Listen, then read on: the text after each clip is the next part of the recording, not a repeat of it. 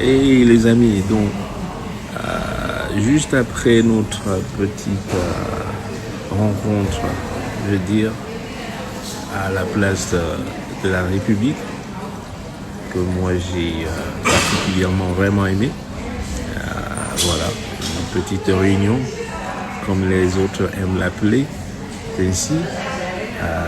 J'ai juste une question à ces grands professeurs et ministres de la République. Mais comment ça se fait qu'un petit parti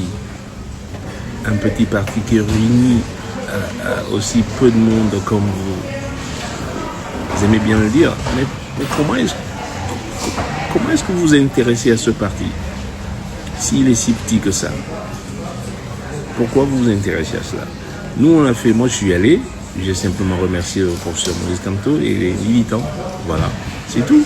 Mais 2 jours plus tard, j'en vois des professeurs, mais Richard Bonamem, il ne vote pas, machin truc. Oui.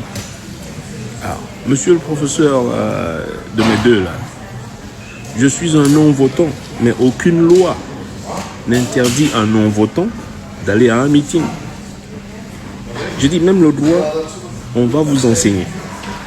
Même le droit civil, on va vous enseigner. Est-ce qu'il y a une loi qui interdit à un non-votant d'aller à un meeting? No, I'm free to do that. You know?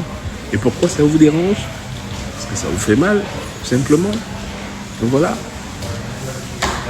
Et au moins la décence ou l'honnêteté de reconnaître que Maurice Kamto is better than you guys. That's it. Reconnaissez-le au moins. You know? Et puis, vous vous acharnez sur un non-votant.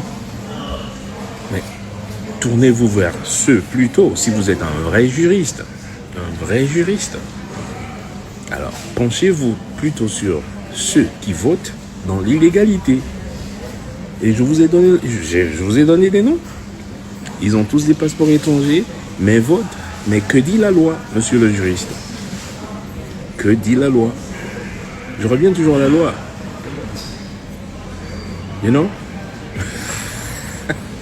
That's all I have to say. Badass motherfuckers, man.